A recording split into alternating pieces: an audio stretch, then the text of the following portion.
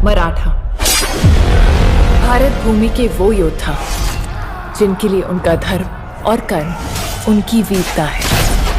पानीपत का तीसरा युद्ध विश्व के इतिहास का एक ऐसा संग्राम था जिसने पूरे विश्व के राजनीतिक पटल को बदल कर रख दिया।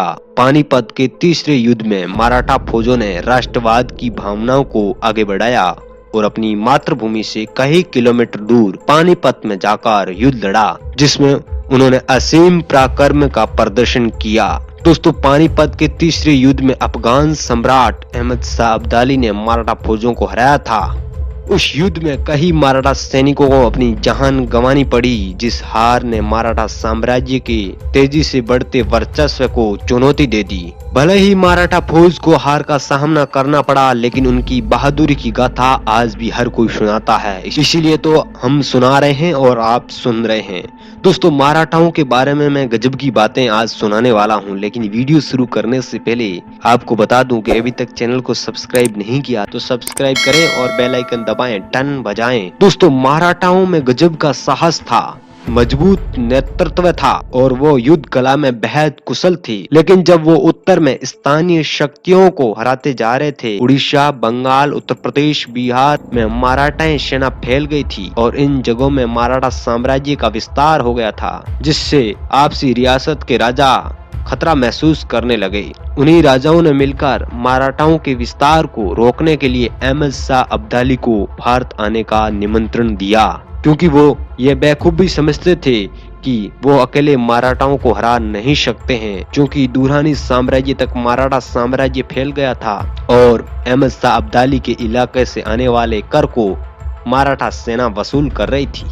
इसीलिए पहले से ही अहमद शाह अब्दाली मौके की तलाश कर रहा था और आखिरकार उन राजाओं ने, स्थानीय राजाओं ने उनको मौका दे दिया, उसे आमंत्रण दे दिया। विश्व के इतिहास की सबसे भयंकर घटना के बारे में अपन बताने जा रहे हैं। 31 अक्टूबर 1960 को मराठा और अब्दाली एक दूसरे के आमने सामने थे, लेकिन जिसे अंदाज में मराठाओं ने अपनी सेना को खड़ा किया था, उसे अब्दालियों को यह आभास हो गया कि बहुत ही जल्द उनकी सेना मराठा फौजी के सामने घुटने टेक सकती है। एक तरफ मराठा फौज ने अब्दालियों का अफगानिस्तान लौटने का रास्ता रोक दिया था, तो वहीं अब्दालियों ने भी मराठाओं के दिल्ली लौटने का रास्ता बंद कर दिया।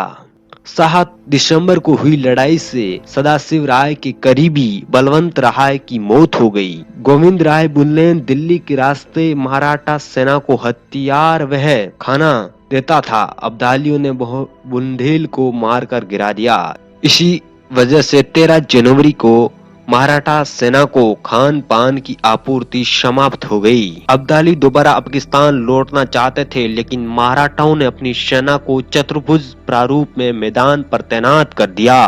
बाईं तरफ और मध्य में मौजूद सैनिकों ने अब्दालियों को रोक रखा। दोपहर तक मराठा सैनिक दुश्मन फौज को पीछे धकेलने में कामयाब रही, लेकिन 4 घंटे बाद अब्दाली दुगनी ताकत से मराठा पर टूट पड़े। उन्होंने मराठा फौज पर आक्रमण कर दिया। थके हुए मराठा सैनिक उसे हमले के लिए तैयार नहीं थे। जिस युद्ध को मराठा सैनिक जीतने के कंगार पर थे, वो जीतते हार गए। करीब 50,000 मराठा फौजियों को इस युद्ध में मौत हुई, लेकिन असैन्य लोगों को मिला दिया जाए तो मरने वाले लोगों की संख्या 1 लाख तक पहुंच जाती है।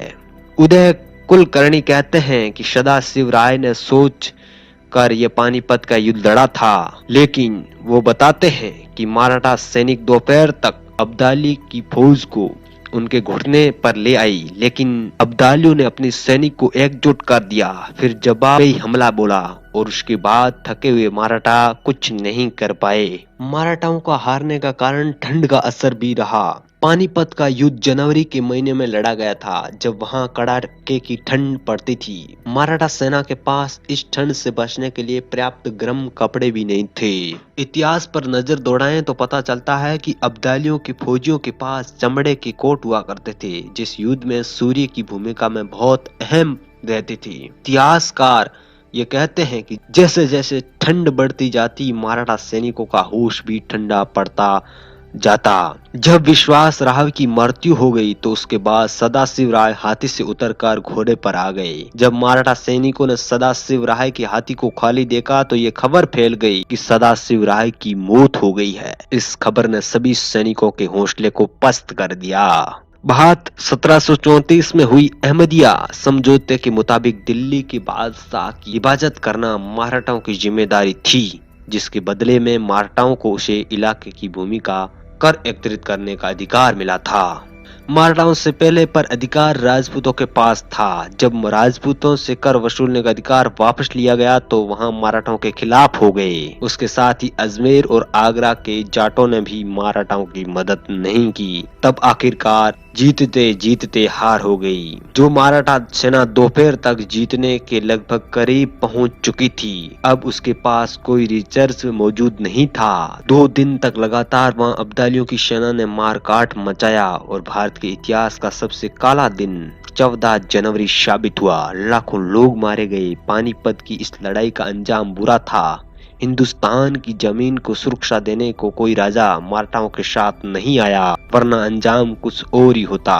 मराठा अकेले ही बेखूबी से लड़ते रहे। पानीपत का तृतीय युद्ध और 14 जनवरी सन 1761 की यह तारीख इतिहास बन गई।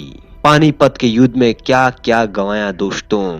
इतिहासकार लिखते हैं, पानीपत की पूरी लड़ाई को उन 2 शब्दों में वर्णित किया जाता है। कई इतिहासकार लिखते हैं कि 2 मोती खोए, लाख चूड़ियां टूट गई, 27 मोहरें गुम हो गई और अनगिनत सिक्के बर्बाद हो गए। इसका अर्थ ये कहते हैं कि 2 मोती सदाशिवराव भाऊ और विश्वासराव भाऊ और 27 मोहरें जो मुखिया और अनगिनत सैनिक जिन्होंने अपने प्राण निछावर कर दिए। पानीपत का युद्ध हारने के बाद भी मराठों ने उत्तर में अपना शासन कायम रखा, लेकिन दक्खन प्रांत के नेतृत्व में एक खालीपन पैदा हो गया। मराठी इनसाइक्लोपीडिया में पानीपत युद्ध के परिणाम के बारे में लिखा गया है कि पानीपत का युद्ध मराठी इतिहास की एक त्रासदी का समय था। मराठा साम्राज्य की पुणे में रहकर हिंदुस्तान की राजनीतिक चलाने रहने की नीति लगभग आधी सदी तक कायम रही, लेकिन इसके बाद अब्दाली और रोहिला की आंधी ने मराठा साम्राज्य को बहुत ज्यादा नुकसान पहुंचा दिया। पानीपत के युद्ध में हुई हार के जख्म मराठाओं को कई पीढ़ियों तक परेशान करते रहे। मराठाओं का भगवा ध्वज सुंदरपुर में खूब लहराता था, लेकिन इस युद्ध ने उसे चंबल तट तक रोक दिया। इसके बाद दक्षिण में भी निजाम और हैदर ने मराठाओं के खिलाफ अभियान शुरू कर दिया। उत्तर में राजस्थान, बुंदेलखंड और मालवा के छोटे छोटे राजाओं ने मराठाओं के खिलाफ विद्रोह करने शुरू कर दिए। मराठाओं का खौफ धीरे धीरे खत्म होने लगा। पानीपत के युद्ध के लगभग 56 साल बाद तक मराठाओं का शासन रहा, लेकिन उसकी नीति पहले जैसे आक्रमणकारी और इतनी खौफनाक नहीं रही। एक इतिहासकार डॉक्टर उदयकर्णी बताते हैं कि अहमद शाह अब्दाली ने एक पत्थर में मराठा सेना की प्रशंसा की थी। अहमद शाह अब्दाली पत्थर युद्ध के बाद अपने कुछ साथियों को लिखता है। उसमें उन्होंने लिखा कि वो कोई सामान्य लोग या सिपाही नहीं थे। मराठा फौज ने जबरदस्त पराक्रम दिखाया। उन्होंने अपनी जिंदगी की आखिरी सांस तक लड़ाई लड़ी। वो अपनी मातृभूमि से दूर थे। उनके पास खान पान की कमी थी, लेकिन फिर भी उन्होंने शौर्य में किसी तरह की कमी नहीं आने दी। उन्होंने अपने शौर्य और बलिदान में बिल्कुल आंच नहीं आने दी। तो ये थे दोस्तों मराठा, जिनका इतना खौफ था भारत के आसपास के सभी क्षेत्र उनके इलाकों में आ गए और सभी राजाएं उनसे डरते थे। ये थे मराठा साम्राज्य और ये पानीपत का तृतीय युद्ध। तो उम्मीद करता हूँ कि दोस्तों आपको वीडियो पसंद आया होगा। अगर आया है तो लाइक करें और शेयर करें, और अभी तक चैनल को सब्सक्राइब नहीं किया सब्सक्राइब करें और बेल आइकन दबाकर टन बजाएं। Thanks for watching this video.